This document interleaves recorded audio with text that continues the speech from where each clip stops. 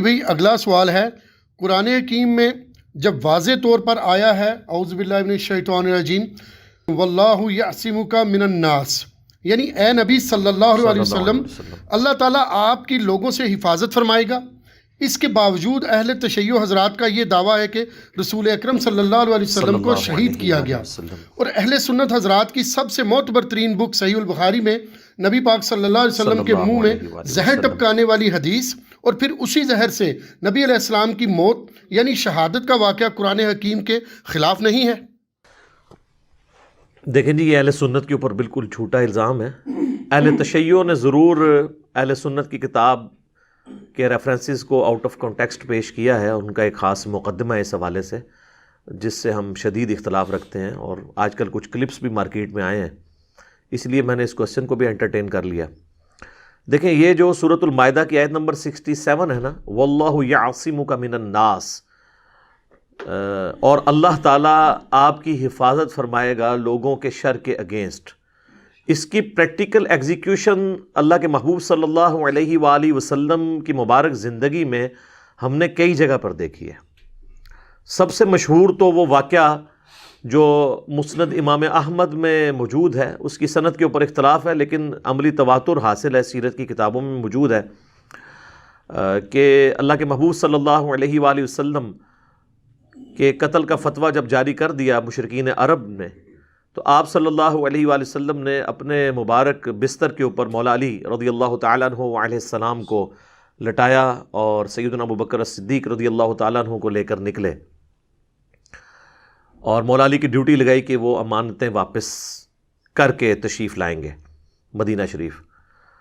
تو حالانکہ اس گھر کے باہر وہ سارے قبائل کے لوگ تلواریں لے کر کھڑے تھے، لیکن اللہ تعالیٰ نے انہی میں سے نبی علیہ السلام کو گزارا، اور ایسی ان کی آنکھوں کے اوپر پردہ پڑا کہ وہ نبی صلی اللہ علیہ وآلہ وسلم کو نقصان نہیں پہنچا سکے۔ واللہ یعصمک من الناس، اللہ تعالیٰ نے حفاظت کی ہے۔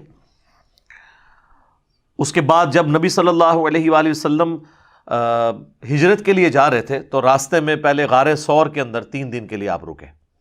میں نے اس غار کی زیارت بھی کی ہوئی ہے۔ اس پہاڑ پہ چڑھنا آج کے دور میں بھی، جبکہ کافی راستے بھی بنا دیے ہیں، سیڑھیاں بھی ہیں، 1.5 سے پونے 2 گھنٹے کی ایکٹیویٹی ہے ابھی بھی ایک جوان بندے کے لیے بھی۔ غار حرا تو آسانی سے آپ پہنچ جاتے ہیں، غار ثور تو اکثر لوگ جاتے ہی نہیں ہیں، وہ اتنا مشکل ہے۔ ایک دفعہ میں نے الحمدللہ وہاں پر سعادت حاصل کی ہے، تو اس واقعے کا ذکر تو ایون قرآن حکیم میں موجود ہے۔ سورہ التوبہ کی آیت نمبر 40 کے اندر اللہ تعالیٰ نے باقاعدہ اس واقعے کو کوٹ کیا ہے، جو اللہ تعالیٰ نے اسپیشل پروٹیکشن فرمائی تھی اپنے محبوب صلی اللہ علیہ وآلہ وسلم کی۔ الا تنصروہ، اگر تم نبی صلی اللہ علیہ وآلہ وسلم کی مدد نہیں کرو گے نا اے ان کے ساتھیوں، فقد نصرہ اللہ اذ اخرجہ الذین کفروا، تو بے شک اللہ تعالیٰ تو ان کی مدد فرما چکا ہے جب کافروں نے ان کو وہاں سے نکلنے پر مجبور کیا اور نکال دیا مکے کی سرزمین سے۔ ثانی اثنین اذ ہما فی الغار، جبکہ وہ 2 یعنی اللہ کے محبوب صلی اللہ علیہ وآلہ وسلم اور سیدنا ابوبکر صدیق 2 تھے، اور ان دونوں میں سے دوسرا یعنی نبی علیہ السلام نے غار میں کہا اذ یقول لصاحبہ، اپنے ساتھی ابو بکر سے، اور یہ اس آیت کی تفسیر میں اہل تشیع اور اہل سنت کامن ہے کہ یہاں صاحبی سے مراد سیدنا ابو بکر ہے، صرف ہماری تفسیر میں نہیں، ان کے ہاں بھی۔ لا تحزن ان اللہ معنا، مت گھبراؤ، غم نہ کھاؤ، بے شک اللہ ہمارے ساتھ ہے۔ فانزل اللہ سکینتہ علیہ، تو اللہ تعالیٰ نے ان پر سکینت نازل کی، وَأَيَّدَهُ بِجُنُودٍ لَمْ تَرَوْهَا، اور ایسے لشکروں سے اپنے نبی کی مدد فرمائی کہ جو نظر نہیں آنے والے تھے۔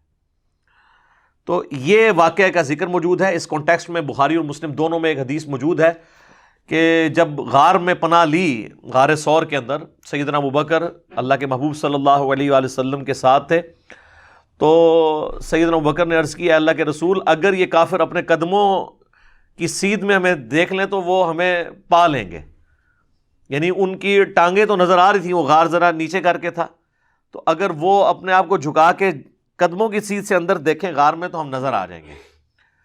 تو اللہ کے محبوب صلی اللہ علیہ وآلہ وسلم کا ذرا کانفیڈنس لیول دیکھیں، پیغمبر کس کانفیڈنس لیول کے اوپر ہوتا ہے. آپ صلی اللہ علیہ وآلہ وسلم نے فرمایا اے ابو بکر تمہارا ان دونوں کے بارے میں کیا خیال ہے جن کے ساتھ تیسرا ان کا رب ہے. ٹھیک ہے، تو یہ اسی کا ذکر سورہ توبہ میں آیا کہ وہ اپنے ساتھی کو تسلیاں دیتے تھے. اچھا، یہ حضرت ابو بکر صدیق نے وہاں پہ نہیں کہا کہ اللہ تعالیٰ تو عرش کے اوپر ہے، یہ آپ کیوں کہہ رہے ہیں کہ تیسرا اللہ ہمارے ساتھ ہے. یہ میں بار بار یعنی اہل حدیث کو اس حوالے سے کہتا ہوں کہ تھوڑا اس حوالے سے اپنے اوپر نظر ثانی فرمائیں. آپ استوا علی العرش کی ڈیٹیلز بھی اللہ پر چھوڑ دیں، اور اللہ کی جو انسانوں کے ساتھ معیت ہے اس کی ڈیٹیلز بھی اللہ کے سپرد کر دیں. اس کی تعویل نہ کریں، نہ آپ جہمیہ بنیں نہ مجسمہ بنیں. یہ معاملہ اللہ کے سپرد کریں. اللہ اپنے عرش پر مستوی ہے جیسا اس کی شان کے لائق ہے. وہ اپنے عرش پہ مستوی ہوتے ہوئے ہمارے ساتھ ہے. نحن اقرب الیہ من حبل الورید، وہ ہماری رگ جان سے بھی زیادہ قریب ہے جیسا کہ اس کی شان کے لائق ہے. سورۃ المجادلہ میں آیا نا کہ تم تین نہیں ہوتے کہ چوتھا تمہارا رب تمہارے ساتھ ہوتا ہے. ٹھیک ہے جی، تم پانچ نہیں ہوتے کہ چھٹا تمہارا رب تمہارے ساتھ ہوتا ہے. نہ اس سے کم نہ اس سے زیادہ، تم جہاں کہیں بھی ہو وہ تمہارے ساتھ ہوتا ہے. اور کس طریقے سے آپ کو سمجھایا جائے، بخاری اور مسلم دونوں میں حدیث ہے، اللہ کے محبوب صلی اللہ علیہ وآلہ وسلم اصحاب کے ساتھ جا رہے تھے تو اصحاب بلند آواز سے کوئی پڑھ رہا تھا اللہ اکبر، کوئی کہہ رہا تھا سبحان اللہ، کوئی پڑھ رہا تھا لا الہ الا اللہ اونچی آواز میں. تو آپ نے فرمایا کہ تم کسی بہرے اور غائب کو نہیں سنا رہے. تو اس کا الٹ کیا ہوگا کہ اللہ سننے والا ہے اور غائب نہیں ہے، وہاں پر ہے جیسا کہ اس کی شان کے لائق ہے. اور پھر آپ نے مزید وہم نکالا کہ تمہارا رب تمہاری سواری کی گردن سے بھی زیادہ تمہارے قریب ہے. جب انسان اونٹ پہ بیٹھا ہو تو اس کی کوہان اور گردن قریب ہوتی ہے نا، اس سے زیادہ تمہارے قریب ہے جیسا کہ اس کی شان کے لائق ہے. اور پھر آپ نے کہا کہ مجھے اللہ تعالیٰ نے جنت کے خزانوں میں سے ایک خزانہ دیا ہے، وہ میں تمہیں تعلیم کر دیتا ہوں. لا حول ولا قوت الا باللہ، نہیں ہے طاقت گناہوں سے بچنے کی اور نہ ہے توفیق یا ہمت نیکی کے کام کرنے کی مگر اس کی توفیق سے، اس کی دی ہوئی طاقت سے. خیر یہ میں نے ضمناً بات کی. تو غار ثور میں نبی صلی اللہ علیہ وآلہ وسلم کی مدد ہوئی. پھر بخاری اور مسلم دونوں میں حدیث موجود ہے کہ جب نبی صلی اللہ علیہ وآلہ وسلم ہجرت کے لیے مدینہ شریف جا رہے تھے تو سراقہ ابن مالک آپ کے پیچھے آیا مخبری کرنے کے لیے. کافروں کی طرف سے 100 اونٹ انعام رکھے گئے تھے، بہت بڑی رقم تھی. آج کے 100 اونٹ بھی آپ سمجھ لیں 2-2.5 کروڑ روپے بنتا ہے کم از کم. تو نبی صلی اللہ علیہ وآلہ وسلم کی اللہ نے حفاظت فرمائی تو اس کا گھوڑا جو ہے زمین میں دھنس گیا پیٹ تک. تو اس کو سمجھ آ گئی، اس نے کہا آپ کی وجہ سے میرا گھوڑا دھنسا ہے، آپ اللہ کے حضور دعا کریں کہ اللہ تعالیٰ جو ہے وہ مجھے نجات دے. تو نبی علیہ السلام نے دعا کی تو وہ گھوڑا باہر نکل آیا. تو اس نے کہا کہ بس میں اب نا آپ کے بارے میں نہیں بتاؤں گا، راستے میں کوئی ملے گا نا تو میں اس کو کہوں گا، وہ کیونکہ بڑا مشہور کھوجی بھی تھا، کہ میں اس طرف دیکھا ہوں، اس طرف نبی صلی اللہ علیہ وآلہ وسلم اور ان کے ساتھی نہیں ہیں. تو وہ چلا گیا. باقی روایتوں میں ملتا ہے کہ نبی علیہ السلام نے اس کو خوشخبری بھی دی تھی کہ میں تیرے ہاتھوں میں کسرا کے کنگن دے رہا ہوں، تو دیکھ رہا ہوں. تو بڑا حیران ہوا کہ پرشین امپائر کا جو سردار ہے وہ پھر حضرت عمر کے دور میں حضرت عمر نے تھوڑی دیر کے لیے اسے کنگن پہنا کے وہ نبی علیہ السلام کی بشارت پوری بھی کی. اور اس نے کہا یہ تو میرے، ان کا نا تیرے نہیں، صرف حضور نے دیکھے تھے. یہ مسلمانوں کا مال ہے، مال غنیمت میں جمع ہوگا، یہ ایکولی ڈسٹریبیوٹ ہوگا ایز پر جو اللہ کا قانون ہے. تو وہاں پر بھی اللہ کے محبوب صلی اللہ علیہ وآلہ وسلم کی اللہ تعالیٰ نے غیر معمولی مدد کی. اور ایک اور حدیث ہے صحیح بخاری اور صحیح مسلم دونوں میں، نبی علیہ السلام ایک جہاد کے سفر میں تھے تو آپ کے اصحاب بھی آپ کے ساتھ تھے. ایک جگہ آپ کیلولہ کے لیے رکے دوپہر کے وقت درخت کے نیچے آرام کرنے کے لیے، تو آپ نے اپنی مبارک تلوار جو ہے وہ لٹکا دی درخت کے اوپر. تو ایک پینڈو کوئی عربی شخص آیا، اس نے وہ تلوار اتاری اور نبی علیہ السلام کے اوپر سونت لی اور کہا کہ اے محمد اب تجھے میرے ہاتھوں سے کون بچائے گا. سر یہ موت کو اتنا قریب دیکھ کے تو نبی علیہ السلام فرمایا اللہ بچائے گا. ٹھیک ہے نا. تو بخاری مسلم میں اشارتاً موجود ہے کہ اس کے ہاتھ سے تلوار چھوٹ گئی، لیکن دلائل النبوہ امام بیہقی کی کتاب میں اور کتابوں میں مشکات میں بھی حدیث موجود ہے کہ وہ جب نبی علیہ السلام نے اللہ کہا نا تو وہ اس پہ ایسا روب طاری ہوا کہ اس کے ہاتھ کمکمانے شروع ہو گئے، تلوار نیچے گر گئی. نبی علیہ السلام نے تلوار اٹھا لی. آپ فرمایا اب تجھے کون میرے ہاتھوں سے بچائے گا. تو وہ پھر منت سماجت پہ اتر آیا، اس نے کہا کہ آپ تو عفو درگزر کرنے والے ہیں. تو نبی علیہ السلام فرمایا تو گواہی نہیں دیتا کہ میں اللہ کا پیغمبر ہوں؟ تو اس نے کہا نہیں یا رسول اللہ. اس پہ تو حالانکہ غصہ ہونا چاہیے تھا نبی علیہ السلام نے، پھر بھی آپ فرمایا ٹھیک ہے جاؤ، میں نے تجھے امان دی. ٹھیک ہے. تو یہ نبی علیہ السلام کی حفاظت اللہ تعالیٰ نے کئی موقعوں پہ، اور میں سمجھتا ہوں کہ سب سے بڑی ایکٹیویٹی جو نبی علیہ السلام پہ پرفارم ہوئی ہے نا اس حوالے سے، وہ ہے جو آپ کے ساتھیوں میں چھپے ہوئے منافقین نے آپ کے اوپر قاتلانہ حملہ کیا ہے غزوہ تبوک سے واپسی پہ. اصحاب عقبہ دیکھیں، وہ گھاٹی والے لوگ جو صحیح مسلم میں اوپر تلے 2-3 احادیث ہیں، وہ ناسمیوں کے کانٹے میں پھنس جاتی ہیں، گلے کے اندر کانٹا بن کے جب ہم پیش کرتے ہیں کہ نبی علیہ السلام فرمایا میرے اصحاب میں 12 منافق ہیں، ان میں سے 8 کو ان کی کمر پہ دبیلا پھوڑا نکلے گا جس کی جو ہے وہ ہیٹ اپنے سینے پہ محسوس کریں گے، وہ جنت میں کبھی بھی نہیں داخل ہو سکتے یہاں تک کہ سوئی کے ناکے سے اونٹ نہ گزر جائے. اور یہ مثال قرآن میں بھی اللہ تعالیٰ نے کافروں اور منافقین کے بارے میں کہی کہ جس طرح یہ محال ہے نا فزیکل ورلڈ میں کہ سوئی کے ناکے میں سے اونٹ نہیں گزر سکتا، یہ عرب کا محاورہ تھا، اس طرح کافر اور منافق جنت میں نہیں جا سکتے. اس کا یہ مطلب نہیں کہ بھئی اللہ نہیں گزار سکتا، مراد یہ کہ تمہارے فزیکل ورلڈ میں جس طرح یہ امپاسبل ہے نا، یہ چیز امپاسبل ہے کہ منافق اور کافر جنت میں چلا جائے. تو وہ 12 منافقین جو ہیں ان کے نام صحیح بخاری میں آتا ہے، حذیفہ ابن یمان کو نبی صلی اللہ علیہ وآلہ وسلم نے بتائے تھے.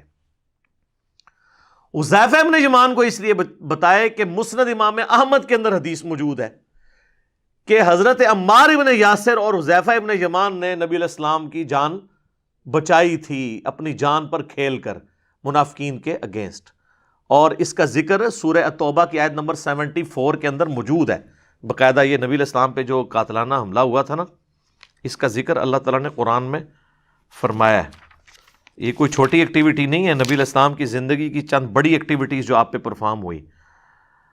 اللہ تعالیٰ نے فرمایا یحلفون باللہ ما قالوا، وہ جو کچھ کہتے ہیں نا منافقین، اس پہ پردہ ڈالنے کے لیے اللہ کی جھوٹی قسمیں کھاتے ہیں. وَلَقَدْ قَالُوا كَلِمَةَ الْكُفْرِ وَكَفَرُوا بَعْدَ إِسْلَامِهِمْ، جبکہ یہ کئی ایک دفعہ جو ہے وہ کلمات کفر بک چکے ہیں اور اسلام لانے کے بعد کافر ہو گئے ہیں. وَهَمُّوا بِمَا لَمْ يَنَالُوا، اور انہوں نے وہ کچھ کرنے کی کوشش کی جس پہ یہ قدرت نہ پا سکے. اس کے کانٹیکسٹ میں حافظ ابن کثیر یہ لے کے آئے ہیں کہ یہ غزوہ تبوک پہ جو حضور علیہ السلام پہ قاتلانہ حملہ ہوا تھا، غزوہ تبوک سے واپسی پہ، جس کی پوری ڈیٹیل مسند امام احمد میں ہے، صحیح مسلم میں بھی کچھ حصہ موجود ہے 12 منافقین والا. ان کے نام میں نے آپ کو نہیں بتانے کہ کن کن کی موت دوبیلا پھوڑے سے ہوئی، یہ آپ نے انہی سے پوچھنا ہے، اور پوچھیں گے تو ان کے منہ سے جھاگ چھوٹے گی کیونکہ ان کو پتہ ہے کس کس کی موت ہوئی. میں نہیں بتاتا، یہ کوئی اسلام کی کوئی بنیاد نہیں ہے، وہ مر کھپ کے اللہ کے پاس پہنچ چکے ہیں، اب اس میں سے کیا نکالنا ہے. اصل چیز یہ ہے کہ نبی علیہ السلام کے اوپر یہ ایکٹیویٹی انہوں نے پرفارم کی. تو حافظ ابن کثیر نے سورہ توبہ کی آیت نمبر 74 کے کانٹیکسٹ میں نا پوری وہ ڈیٹیل حدیث مسند امام احمد کی، صحیح مسلم کی کہ 12 منافقین ہیں، تو اس میں مسند احمد کی حدیث میں موجود ہے جب نبی علیہ السلام واپس آ رہے تھے تو وہ آپ کے اصحاب میں ہی وہ گھندے ہوئے تھے لوگ، 30,000 جو لڑنے کے لیے گئے تھے. انہوں نے پلان کیا کہ واپسی پہ ایک تنگ گھاٹی تھی اور اس میں سے ایک وقت میں ایک ہی سواری گزر سکتی تھی. تو انہوں نے یعنی یہ ارادہ کیا کہ جب حضور وہاں سے گزر رہے ہوں تو آپ کے اونٹ کو ہم ہانک کرنا آپ کو بلندی سے نیچے گرا دیں گے، نعوذ باللہ من ذالک. بس وہ اینڈ ٹائم کے اوپر حضرت حذیفہ ابن یمان اور عمار ابن یاسر وہ ساتھ ساتھ تھے، کیونکہ مولا علی نہیں تھے نا. وہ تو بخاری مسلم میں حدیث ہے نا، تبوک کے موقع پر مولا علی کو بچوں اور عورتوں پہ حضور نے چھوڑا تو وہ رونا شروع ہو گئے کہ کبھی کسی جنگ میں حضور سے الگ نہیں رہا. تو حضور نے اتنی بڑی فضیلت فرمائی کہ کیا تو اس پہ راضی نہیں ہے کہ تیری میرے ساتھ وہی نسبت ہے جو ہارون کی موسیٰ کے ساتھ، مگر میرے بعد کوئی نبی نہیں. تو وہ حضور کی پروٹیکشن کے لیے ہر وقت مولا علی تو سائے کی طرح ساتھ رہتے تھے. تو سر مولا علی نہیں تھا، عمار ابن یاسر تو تھے نا. سر پتہ چلا عمار کون ہے ہم، اور حذیفہ ابن یمان، ان دونوں نے نا ان سے لڑ کے نا حضور علیہ السلام کی سواری کو بچا لیا. اور ادھر حذیفہ ابن یمان کو حضور نے فرمایا تھا کہ مجھے پتہ ہے یہ کون لوگ ہیں جنہوں نے میرے پہ قاتلانہ حملہ کیا ہے، لیکن یہ تیرے میرے درمیان راز رہے گا، میں تجھے ان کے نام بتا دیتا ہوں. تو حذیفہ ابن یمان کو نبی علیہ السلام نے ان 12 منافقین کے نام بتا دیے تھے، اور انہی کا وہ ٹولہ تھا جنہوں نے مسجد درار بنا لی تھی. اردو میں ہم زرار کہتے ہیں، عربی میں مسجد درار کا ذکر بھی سورہ توبہ میں موجود ہے. نبی علیہ السلام کو اللہ تعالیٰ نے حکمن کہا کہ یہاں پہ آپ نے جانا نہیں ہے اور کبھی اس مسجد میں کھڑے بھی نہیں ہونا، الٹا وہ مسجد جو ہے جلوا دی گئی. حالانکہ وہ مسجد تھی لیکن چونکہ منافقین نے سازش کے لیے بنائی تھی، یہ تو کنکلوڈ کر بیٹھے تھے کہ نبی علیہ السلام تو اب رومن امپائر سے ٹکرانے گئے ہیں، دنیا کی سپر پاور تو یہ تو واپس نہیں آئیں گے، تو ہم اپنا مرکز شفٹ کر لیں گے مسجد درار، اور یہ بنی بنائی ایک سٹیج ہمیں مل جائے گی. لیکن هو الذی ارسل رسولہ بالہدی ودین الحق لیظہرہ علی الدین کلہ ولو کرہ المشرکون. وہی اللہ ہے جس نے الہدا یعنی قرآن اور دین حق کے ساتھ اپنے نبی صلی اللہ علیہ وآلہ وسلم کو مبعوث کیا تاکہ تمام ادیان پہ اسے غالب کر دے. صلاۃ بر محمد وآل محمد، اللہم صلی علی محمد وعلی آل محمد. تو نبی علیہ السلام واپس آ گئے. سورہ توبہ تو پوری کمنٹری ہے غزوہ تبوک سے پہلے کے حالات اور بعد کے. سر وہ تو آج پڑھتے ہیں نا، یقین کرے اللہ تعالیٰ کی جو اس میں لینگویج ہے اور جو ڈانٹ ڈپٹ ہے، بندہ کانپ اٹھتا ہے. میرا مسئلہ 96 اس کے اوپر دیکھ لیں، عظمت صحابہ، رد المنافقین اور سنی شیعہ کے اختلاف کا تحقیقی جائزہ. تو نبی علیہ السلام کے اصحاب میں یہ لوگ موجود تھے جنہوں نے حضور کی وفات کے بعد پھر اس قسم کے گل کھلائے کہ بخاری مسلم میں حدیث ہے کہ میرے حوض کوثر پہ میرے اصحاب میں سے لوگ لائے جائیں گے، میں ان کو پہچانتا ہوں گا، تو میرے ان کے درمیان ایک آڑ قائم کر دی جائے گی، حوض کوثر نہیں پلانے دیا جائے گا، اور مجھے بتایا جائے گا کہ آپ کے بعد یہ دین سے الٹے قدم پھر گئے تھے. تو میں کہوں گا سحقاً سحقاً لمن غیر بعدی، ان پر پھٹکار ہو، کو مجھ سے دور کر دو جنہوں نے میرے بعد میرے دین کو بدل دیا. اور صحیح بخاری میں الفاظ ہیں، یہ وہ لوگ تھے جو حضرت ابوبکر صدیق کے زمانے میں مرتد ہو گئے اور ان کے خلاف حضرت ابوبکر صدیق رضی اللہ تعالیٰ عنہ نے قتال کیا. تو حضرت ابوبکر کے زمانے میں جو مرتد ہو جائے اور پہلے وہ مسلمان ہو تو وہ بریلوی دیوبندی اہل حدیث شیعہ ہوتا ہے یا قانوناً صحابی ہوتا ہے؟ صحابی. وہ کہتے ہیں نہیں جب وہ مرتد ہو گیا تو صحابی تو نہ رہا. تو ہم کب کہہ رہے ہیں وہ صحابی رہ گیا؟ حضور کی زندگی تک تو صحابی تھا نا. آپ ہی کہتے ہیں جس نے ایک نظر بھی دیکھا. تو آپ صحابی کی ڈیفینیشن اہل سنت کے بڑے علماء سے ہی سمجھ لیں کیا ہے. صرف دیکھا نہیں، دیکھا، حضور کی صحبت کی اور مرتے دم تک ایمان پر قائم رہا، ادر بھی وہ صحابی نہیں ہوگا. سنن دارمی میں حدیث موجود ہے، نبی علیہ السلام اذا جاء نصر اللہ والفتح تلاوت کی جا رہی تھی تو آپ نے فرمایا کہ جس طرح گروہ در گروہ دین میں داخل ہو رہے ہیں نا لوگ، میرے مرنے کے بعد گروہ در گروہ لوگ دین سے نکل بھی جائیں گے. حضور کو پہلے ہی پتا تھا کہ یہ بعد میں کام ڈالنا ہے. لیکن یہ روافظ کا یہ کہنا کہ معاذ اللہ اس میں یہ سیدنا ابوبکر، عمر، عثمان یہ لوگ شامل ہیں، نعوذ باللہ ایسا نہیں ہے. یہ لوگ تو پوری زندگی پیشن کے ساتھ نبی علیہ السلام کے ساتھ اٹیچ رہے، اور بعد میں بھی ان کے سرٹیفکیٹ ان کو کسی رافضی عالم سے لینے کی ضرورت نہیں ہے. مولا علی کا سرٹیفکیٹ ان کے ساتھ ہے. اور میں نے تو نہج البلاغہ سے کتنے خطبے مولا علی کے پیش کیے ہیں پچھلے دنوں، جب حضرت ابوبکر صدیق کی گستاخی کی ہے غالی رافضی نے، تو وہ تو میں نے نہج البلاغہ شیعہ کی کتاب سے پیش کیے ہیں کہ وہ پولیٹیکل اختلاف اپنی جگہ، بہرحال کفر اور اسلام کا مسئلہ نہیں تھا. ہاں بعد میں جنگ جمل صفین نہروان کے معاملے میں ہم سمجھتے ہیں مولا علی کے ساتھ زیادتی کی گئی ہے، ہم اس میں ان کے ساتھ کھڑے ہیں، بلکہ سب سے زیادہ دفاع تو اسی پلیٹ فارم سے ہو رہا ہے اللہ کے فضل سے. تو نبی علیہ السلام کو اللہ تعالیٰ نے تبوک سے واپسی پہ بھی اس قاتلانہ حملے میں بچا لیا. تو یہ ہر جگہ اللہ تعالیٰ نے حفاظت کی ہے. سورۃ المجادلہ میں کیٹاگوریکلی آیا ہے کتب اللہ لأغلبن انا ورسلی، اللہ تعالیٰ نے یہ ڈیسٹنی میں طے کر دیا ہے کہ میرے رسول اور میں ہی غالب رہیں گے. رسولوں کو اسپیشل پروٹیکشن ہوتی ہے. انبیاء قتل ہوئے ہیں لیکن صاحب شریعت رسول قتل نہیں ہوتے، کیونکہ وہ تو خود کافروں کو دھمکی لگاتے ہیں کہ اگر ایمان نہیں لائے تو بڑے دن کا عذاب تمہیں آ پکڑے گا. تو اگر وہ خود شہید ہو جائیں تو وہ تو پھر بات ہی کچھ اور ہو جائے گی. اب یہ کہنا کہ جی واللہ یعصمک من الناس کا مطلب یہ ہے کہ اللہ تعالیٰ حفاظت کرے گا تو اب نبی علیہ السلام کو کوئی تکلیف نہیں آ سکتی، یہ تو اس کا مطلب کسی نے بھی نہیں لیا. غزوہ احد کے موقع پر بخاری مسلم میں آتا ہے کہ نبی صلی اللہ علیہ وآلہ وسلم کے 4 دانت شہید ہو گئے. سنی شیعہ دونوں مانتے ہیں. بخاری اور مسلم دونوں میں آتا ہے کہ سہل ابن سعد السعدی جو ہے وہ آل امیہ کے دور کے اندر مولا علی کی یہ فضیلت بیان کرتے تھے کہ میں جانتا ہوں کہ احد کے موقع پر نبی علیہ السلام کی مرہم پٹی کس نے کی اور کس نے زخم دھویا. وہ کہتے ہیں کہ مولا علی ڈھال کو الٹا کر کے اس میں پانی لے کے آئے اور سیدہ فاطمہ اس پانی سے دھوتی تھی زخم، اور جب خون نہیں رکتا تھا تو راکھ کاٹن کے کپڑے کی جلا کے انہوں نے وہاں رکھی تو نبی علیہ السلام کا خون رکا. تو وہ واللہ یعصمک من الناس کا مطلب اگر آپ یہ لے رہے ہیں کہ بھئی نبی علیہ السلام کے دانت بھی نہیں شہید ہوں گے، آپ کو زخم بھی نہیں آئے گا، ایسا تو نہیں ہے. مراد یہ کہ فریضہ رسالت کی ادائیگی میں اللہ آپ کی حفاظت کرے گا. آپ جو دین پہنچانے آئے ہیں نا، اس کو پہنچانے سے آپ کو کوئی روک نہیں سکتا. لہٰذا حدیث قرطاس جو بخاری اور مسلم سے پیش کر کے بعض غالی رافضیوں کی طرف سے یہ کہا جاتا ہے کہ جی سیدنا عمر جو ہیں وہ حائل ہو گئے حضور کی تحریر اور اس کے درمیان، اور اس کی وجہ سے کوئی امپورٹنٹ بات بتانی رہ گئی ہے، تو یہ حضرت عمر پہ نہیں آتا بلیم، یہ رسول اللہ پر اور سب سے بڑھ کر اللہ پر آتا ہے کہ وہ اپنے دین کا غلبہ نہیں کروا سکا. باقی حضرت عمر یا باقی ساتھیوں کا جو ایٹیچیوڈ تھا، ہم اس میں ان لوگوں کے اس ایٹیچیوڈ کو درست نہیں سمجھتے، لیکن جس ایکسٹریم پہ آپ رزلٹ نکالتے ہیں وہ بھی غلط ہے. اس پہ میں نے 3.25 گھنٹے کی گفتگو ہے میری. وصی رسول کون ہے، حدیث قرطاس کا تحقیقی جائزہ، مسئلہ 55B، جسے شوق ہے تو وہ 3.25 گھنٹے دیکھے.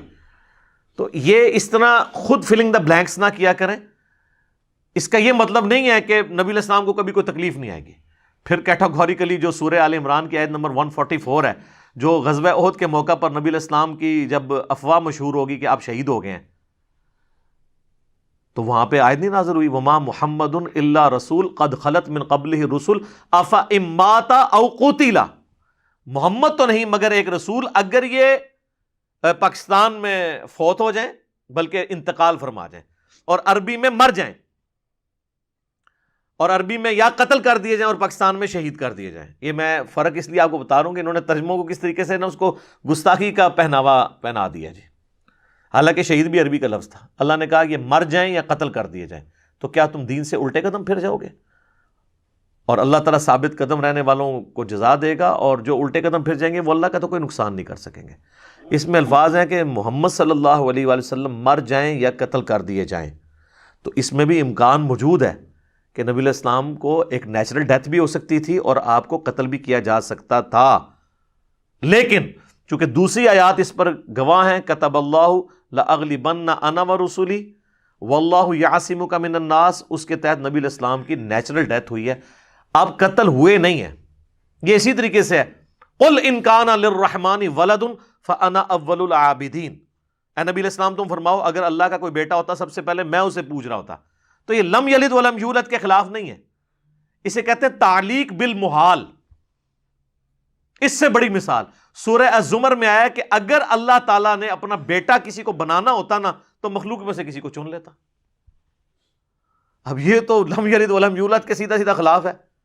تو اللہ تعالیٰ فرما رہا ہے کہ اگر میرا کوئی بیٹا بھی ہوتا نا وہ گاڈ نہیں ہو سکتا تھا، کیونکہ گاڈ کا بیٹا پھر گاڈ ہی ہوگا نا. انسان کا بیٹا انسان، فرشتے کا بیٹا فرشتہ، تو اللہ کا بیٹا تو. لیکن اللہ نے اس کو بھی کل کیا کہ اگر میں نے کوئی بیٹا چوز بھی کرنا ہوتا نا، جس طرح جوز اور کرسچنز کہتے ہیں، تو میں اپنی مخلوق میں سے چنتا. یعنی مراد یہ ہے کہ وہ ہوتا پھر بھی میرا بندہ ہی، گاڈ نہیں کوئی اور ہو سکتا. تو اس کا مطلب یہ ہے کہ اللہ تعالیٰ اپنی مخلوق میں سے چاہتا تو اپنا بیٹا کسی کو چن سکتا تھا. تو یہی بات تو میں نے بھی کی تھی کہ آپ کو اللہ تعالیٰ جنت میں منی گاڈ بنا دے گا. وہ کہتے ہیں دیکھو جنہوں نے گاڈ کا اعلان کر دیا، یہ تو اللہ نے بھی کیا ہوا ہے، لیکن وہ مخلوق گاڈ، اللہ کا مخلوق، وہ گاڈ الہ کے معنوں میں نہیں. مراد یہ کہ اس کو صفات مل جائیں گی جنت میں. آپ بھی کن فیکون کے ذریعے اپنی جنت تخلیق کریں گے، جو آپ خواہش کریں گے. یہ تو اللہ کی کوالٹی ہے نا، کن فیکون. جنت میں ہر انسان کو ہی ملے گی، خالق مخلوق کا فرق رہے گا. تو یہ میں نے ساتھ ساتھ وہ جو چھوٹی موٹی کوئی چوہے چھوڑتے ہیں وہ ساتھ کلیئر کر دیتا ہوں. تو اللہ تعالیٰ فرما رہا ہے کہ اگر ہم نے اپنا بیٹا کسی کو چننا ہوتا تو مخلوق میں سے کسی کو چن لیتے کہ ہاں یہ میرا بیٹا ہے، لیکن ہونی وہ مخلوق ہی تھی. وہ فارمولہ نہیں لگنا تھا کہ اللہ کا بیٹا اب اللہ ہی ہوگا. نہیں، جو پیدا ہو گیا وہ تو پھر خالق نہیں ہو سکتا نا. خالق ایک ہی ہے، دوسرا ہو ہی نہیں سکتا. دوسرا کوئی بھی ہوگا نا اس کی زندگی مستعار ہوگی اس سے.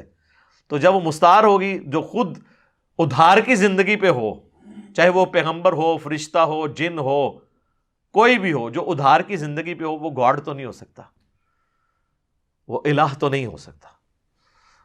تو یہ اللہ تبارک و تعالیٰ نے نبی علیہ السلام کے بارے میں فرمایا. لیکن یہ حفاظت کی، یہ سمجھانے کے لیے تھا کہ اگر مر جائیں یا قتل کر دیے جائیں، آپ قتل نہیں ہوئے لیکن آپ کی خواہش ضرور تھی. صحیح بخاری اور صحیح مسلم دونوں میں حدیث ہے، نبی علیہ السلام نے فرمایا اللہ کی قسم میری خواہش ہے کہ میں اللہ کی راہ میں قتل کیا جاؤں، پھر زندہ کیا جاؤں، پھر قتل کیا جاؤں، پھر زندہ کیا جاؤں، پھر قتل کیا جاؤں، پھر زندہ کیا جاؤں، پھر قتل کیا جاؤں. اب اتنی جب کوئی خواہش 4 دفعہ قتل ہونے کی کر رہا ہو، اور دوسری طرف اللہ کا وہ قانون قدرت، کتب اللہ لاغلبن انا ورسلی واللہ یعصمک من الناس، اب اس کے درمیان اللہ نے ایک آپٹیمل سولوشن نکال دیا کہ نبی علیہ السلام کو آنرری طور پر نیچرل ڈیتھ کے ساتھ اس چیز کو جوڑ دیا۔ وہ صحیح بخاری میں موجود ہے کہ ہم عائشہ کہتی ہیں کہ نبی علیہ السلام اپنی بیماری کے دنوں میں جس میں آپ کی وفات ہوئی مجھ سے کہا کرتے تھے کہ اے عائشہ، وہ خیبر کے موقع پر جو مجھے زہر دیا گیا تھا وہ مسلسل 4 سال تک مجھے تکلیف دیتا رہا، حتیٰ کہ اب وہ میری رگیں کاٹ رہا ہے۔ ویسے مجھے آپ ایمانداری سے بتائیں، زہر جب تازہ تازہ دیا جاتا ہے اس وقت اثر کرتا ہے نا، بعد میں تو اس کا اثر وقت کے ساتھ خود ہی ختم ہو جاتا ہے۔ ایون جو چھوٹا موٹا سانپ کا بھی آپ ڈستے ہیں نا تو آہستہ آہستہ آپ کا وہ جو امیونٹی سسٹم ہے اس کو ریکور کر لیتا ہے۔ یہ 4 سال بعد کیوں رگ کاٹ رہا ہے؟ پہلے تو نہیں کاٹ رہا، پہلے حضور نے کہا مجھے ہلکی ہلکی ہوتی تھی، 4 سال بعد زیادہ ہو گئی۔ یہ حضور کی خواہش پوری گئی کہ اس زہر کے اثر کو اللہ نے بڑھا کر آپ کی نیچرل ڈیتھ کو شہادت کی ڈیتھ میں کنورٹ کر دیا، کسی بندے نے نہیں مارا۔ اور یہ پورا واقعہ صحیح بخاری میں موجود ہے کہ غزوہ خیبر کے موقع پر ایک یہودیہ نے حضور کی دعوت کی اور اس نے کھانے میں زہر ملا دیا۔ نبی علیہ السلام نے جب زبان پہ لقمہ رکھا نا تو اس لقمے نے بول کے کہا کہ میرے اندر زہر ہے، لیکن آپ زبان پہ رکھ چکے تھے اور سب سے سینسٹیو ایریا زبان ہے، اس لیے آپ دیکھتے ہیں نا جب وہ ہارٹ اٹیک ہوتا ہے نا سب سے پہلے زبان کے نیچے گولی رکھتے ہیں، یہ سب ریسیپٹر سب سے اسٹرانگ ہوتے ہیں، وہ چھوٹی سی گولی رکھ دیتے ہیں نا، معدے سے بھی پہلے یہ اثر دکھاتی ہے۔ تو وہ اثر نبی علیہ السلام پہ ہوا، اور ابو داؤد میں تو پوری ڈیٹیل ہے، کئی صحابہ شہید بھی ہو گئے وہ کھانے کی وجہ سے۔ اب میں ایک سوال کرتا ہوں، مجھے بتائیں اگر اللہ کے نبی کو پہلے پتا ہوتا اس میں زہر تھا تو آپ اپنے صحابہ کو اس طرح قتل ہونے دیتے سامنے؟ کبھی بھی نہیں۔ جنگ میں مر جانا اور چیز ہے، کھانا زہر والا اور چیز ہے۔ نبی علیہ السلام پہ واجب ہوتا کہ بتاتے، آپ کو بھی نہیں پتا چلا، آپ نے جب زبان پہ رکھا اللہ کا معجزہ ظاہر ہوا کہ وہ بوٹی بولی کہ میرے اندر زہر ہے آپ مجھے نہ کھائیں، آپ نے تھوک دیا، لیکن کچھ اصحاب کھا چکے تھے، ابو داؤد میں آتا ہے وہ شہید ہو گئے۔ حضور نے اس یہودیہ کو اس کے بدلے میں پھر قصاصاً قتل کروایا۔ پہلے بلا کے پوچھا یہ تو نے زہر ملایا؟ اس نے کہا، ان کا اس لیے کہ میں نے چیک کیا کہ آپ اللہ کے پیغمبر ہیں یا نہیں، مجھے پتا تھا اگر آپ کو پتا چل گیا تو آپ اللہ کے پیغمبر ہیں کہ اللہ آپ کو وحی کے ذریعے بتا دے گا، اور اگر آپ نے کھا لیا تو آپ اللہ کے پیغمبر نہ ہوئے تو ہماری جان آپ سے چھوٹ جائے گی، کیونکہ ظاہر ہے حضور نے تو آ کے ایک پوری امپائر قائم کر لی تھی، ان کی پوری بنی بنائی سلطنت الٹی گئی تھی۔ یہودی تو ایک بڑی ایک اس طرح کی ٹھاٹ باٹ کی زندگی گزار رہے تھے، ان کو تو اپنا کمپٹیٹر نظر آ رہے تھے نا نبی علیہ السلام، تو خیر حضور نے ان کو قتل کروایا۔ تو ان احادیث میں یہ زہر کا ذکر ہے۔ اب 4 سال بعد جنہوں نے شہید ہونا تھا وہ اسی وقت ہی ہو گئے، نبی علیہ السلام کو 4 سال بعد کہاں سے اثر آیا؟ وہ اللہ نے آنری طور پر، اعزازی طور پر اس کا اثر لوٹایا، اور نبی علیہ السلام اس کی وجہ سے شہید ہوئے۔ اب اہل تشیع میں بعض غالی رافضیوں کا موقف یہ ہے کہ یہ حضور کو زہر دیا گیا تھا، وہ کہتے ہیں رگے کاٹ رہا ہے۔ اچھا یہاں پہ میں آپ کو بتاؤں جو ایتھیسٹ ہے نا اور نان مسلم اور کرسچنز، انہوں نے اس کا اور مطلب لیا ہے، وہ کہتے ہیں نہیں سورۃ الحاقہ کی آیت نمبر 44 آنورڈ ہے کہ اگر یہ نبی ہم پر کوئی ایسی بات کہہ دیتے جو ہم نے ان کو وحی نہیں کی تو ہم ان کو قوت سے پکڑ کے ان کی شارک کاٹ دیتے۔ تو کہتے ہیں یہ تو حضرت عائشہ خود کہہ رہی ہیں کہ حضور کی شارک کاٹ رہی تھی، مراد یہ ہے کہ یہ قرآن خود محمد نے گڑھا ہے، نعوذ باللہ۔ تو اتنے بیوقوف ہیں، ان سے یہ پوچھیں کہ یہ بات کس نے بتائی ہے کہ اگر یہ اللہ کی طرف جھوٹ منسوب کر دیں تو اس بات کو تو تم نے وہی مان لیا، تو اس وقت تک تم اللہ کے پیغمبر تھے نا؟ اے پھکی والا جواب ہے، انہی کی بات کوئی مان کے انہی پہ الزام لگا رہے ہو۔ تو وہ کہتے ہیں جی حضور کی رگ کٹ رہی تھی، مراد یہ ہے کہ حضور علیہ السلام نعوذ باللہ جھوٹا قرآن اللہ کی طرف منسوب کیا۔ وہ واقعی ڈیفرنٹ ہے، وہ 2 واقعات کو جوڑ دیتے ہیں، وہ تو ایک زہر والا واقعہ تھا، ٹھیک ہے جی، تو رگ دل اس طرح نہیں کاٹی گئی تھی، وہ تو اور معاملہ تھا۔ اور شیعہ نے اس کو نہ جوڑ دیا وہ حدیث لدود کے ساتھ۔ یہ حدیثوں کے نام ہوتے ہیں، جیسے حدیث افک جو اما عائشہ پہ تہمت لگی اور اللہ تعالیٰ نے برات میں سورۃ النور نازل فرمائی، حدیث قرطاس وہ کاغذ قلم والی حدیث، ٹھیک ہے نا، حدیث غدیر خم اسے حدیث ثقلین کہتے ہیں، 2 بھاری چیزوں والی، قرآن اور اہل بیت، یہ حدیثوں کے نام ہیں۔ ایک حدیث لدود ہے، لدود کہتے ہیں وہ دوائی جو ٹپکائی جاتی ہے، وہ صحیح بخاری اور مسلم دونوں کے اندر حدیث موجود ہے. اس کو یہ ریلیٹ کرتے ہیں کہ یہ جو حضور کی رگیں کٹ رہی تھی نا، تو وہ غالی رافضی کہتے ہیں یہ حضور کے منہ میں زہر صحابہ نے نعوذ باللہ ٹپکایا تھا. اور وہ کہتے ہیں جی بخاری مسلم میں حدیث موجود ہے کہ نبی علیہ السلام کے جب آخری دن چل رہے تھے تو نبی علیہ السلام کے منہ میں انہوں نے دوائی ٹپکائی، اور حضور علیہ السلام یہ کہہ رہے تھے کہ میرے منہ میں دوائی مت ڈالو. اما عائشہ خود راوی ہیں، وہ کہتی ہیں کہ ہم نے حضور کی صحت یابی کے لیے آپ کے منہ میں دوائی ٹپکائی. آپ علیہ السلام ہمیں مسلسل منع کر رہے تھے کہ مت ٹپکاؤ. ہم نے اس چیز کو یہ گمان کیا کہ مریض کو تو دوائی بری لگتی ہے، تو اس وجہ سے وہ دوائی سے کراہت اختیار کرتا ہے، تو ہم زبردستی دوائی ٹپکاتے رہے.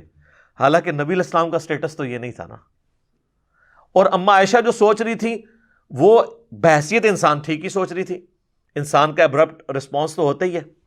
تو نبی علیہ السلام سپیشیز میں تو انسان تھے نا، مرتبے میں تو کوئی جن، کوئی فرشتہ، کوئی پیغمبر ان کے مرتبے کا نہیں ہے.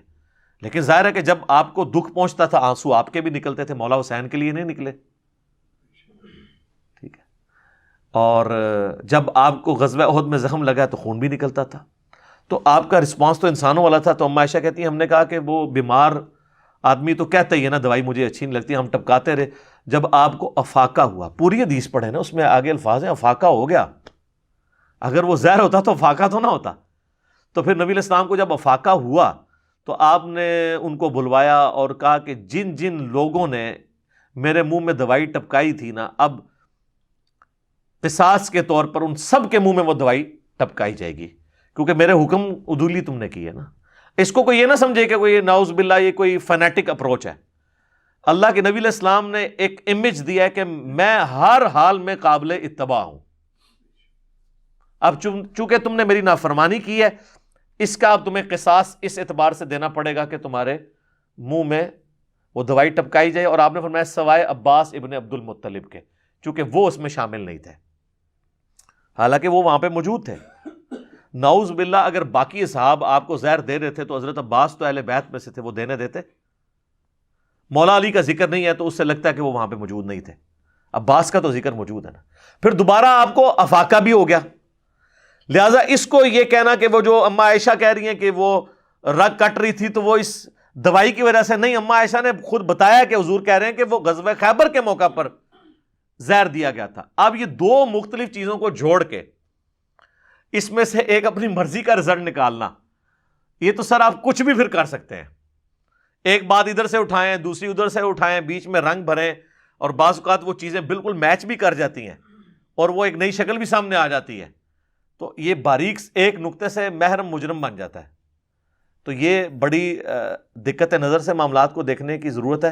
اس طریقے سے الزام لگانا کہ اہل سنت کی کتابوں میں نبی علیہ السلام کو شہید کرنے کا واقعہ موجود ہے، نبی علیہ السلام کا قاتل کوئی انسان نہیں ہے، اس اعتبار سے اللہ تعالیٰ نے ان کو آنری طور پہ شہادت کی موت دی. اور اگر آپ نے قاتل ڈکلیئر بھی کرنا ہے تو وہ یہودیہ عورت ہے جس نے 4 سال پہلے آپ کو خیبر کے موقع پر 7 ہجری کے اندر زہر دیا.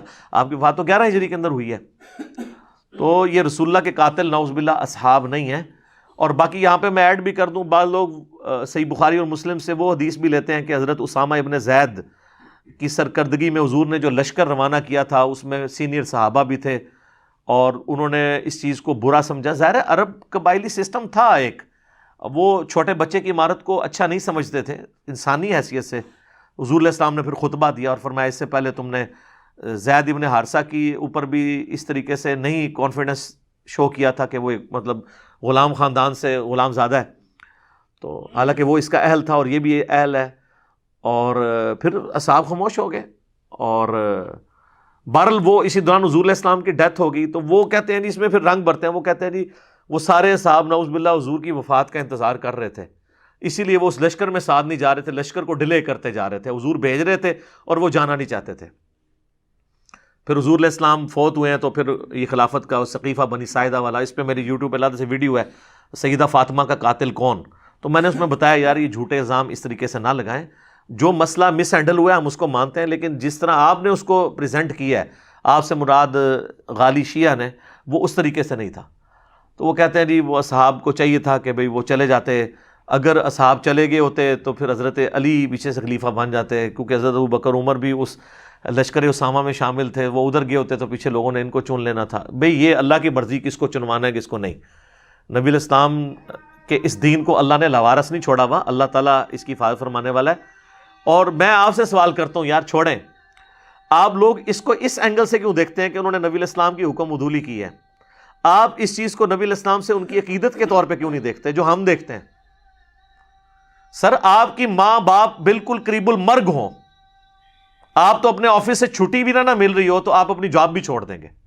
کتنے لوگ ہیں جاب چھوڑ کے آ جاتے ہیں کہ یار یہ تو موقع ہے.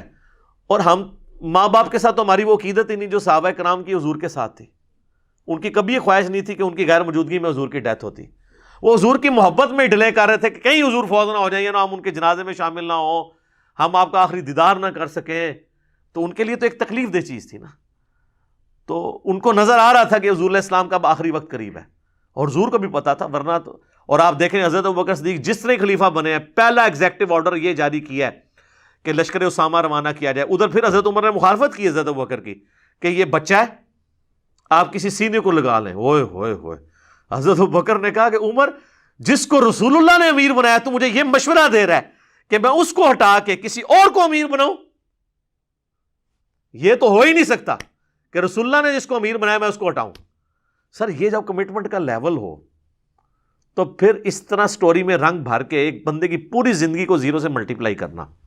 چند واقعات، آپ کا غصہ بنو امیہ پہ وہ ہمارا بھی ہے، وہ آپ ضرور نکالیں، لیکن بنو امیہ کی سزا حضرت ابوبکر، عمر اور عثمان کو تو نہ دیں. حضرت عثمان کی پوری زندگی قربانیوں سے عبارت ہے. چند ایک جگہ مس ہینڈلنگ کا مطلب نہیں کہ کسی کی زندگی کو زیرو سے ملٹیپلائی کر دیا جائے. تو یہ حدیث لدود سے یہ جو کہتے تھے نا کہ رسول اللہ کا قاتل نعوذ باللہ جو ہے وہ اصحاب رسول ہیں نعوذ باللہ، جنہوں نے پوری زندگی حضور کے لیے قربانیاں دی ہیں، چلیں وہ تو چھوڑ دیں. حضور کی وفات کے بعد رومن اور پرشین امپائر یہ کو فرشتوں نے تو آ کے نہیں الٹی، انہیں جانثار صحابہ نے الٹی ہے نا. آخری وقت تک وہ قائم رہے. ٹھیک ہے جی، مرتد تو نہیں ہوئے، مرتدین کے خلاف سارا قتال انہوں نے کیا ہے. اور سب سے بڑھ کر مولا علی کا سرٹیفکیٹ ان سب کے لیے ہے. جہاں پہ خرابی ہوئی ہے، مولا علی نے 63 سال کی عمر میں جا کے تلوار اٹھائی ہے. 20 میں 25-30 سال آپ نے تلوار نہیں اٹھائی. ایک بندہ بوڑھے وقت میں دوبارہ تلوار اٹھا رہا ہے، اس کو نظر آیا کہ اب معاملہ خراب ہوا ہے. وہ 25-30 سال جو تھے اس معاملے کو درست سمجھتے تھے. تو اس طرح رنگ میں بھانگنا ڈالا کریں. میری یوٹیوب پہ حال ہی میں ایک ویڈیو ریکارڈ ہوئی ہے، آلموسٹ 3 لاکھ سے زیادہ لوگ وہ دیکھ چکے ہیں. یہ آصف الوی کی حضرت ابوبکر صدیق کی شان میں گستاخی. اس میں نے نہج البلاغہ سے 7 خطبات پیش کیے ہیں اہل تشیع کی کتاب سے. ایک ایک چیز میں نے HD کیمرے میں دکھائی ہے، وہ دیکھیں. ہم یہ سمجھتے ہیں جتنا شیعہ کا مقدمہ درست ہے وہ اسی تک رہیں، ایکسٹریم پہ نہ جائیں. اور اہل سنت بھی خام خواہ جو ہے سچائی پہ پردہ ڈال کے ان کو موقع نہ دیں کہ وہ پھر آپ کی سچی بات کو بھی ماننے کے لیے تیار نہ ہو. اس لیے ہم نے تو دونوں سے اعلان برات کر دیا. کیوں؟ کیونکہ نہ میں وابی نہ میں بابی، میں ہوں مسلم علمی کتابیں. ہم کتابوں کو فالو کرتے ہیں. مرنے سے پہلے اے مسلمان کر لیں اس پہ غور، کتابوں کا خدا اور ہے، بابوں کا خدا اور. ٹھیک ہوگا جی.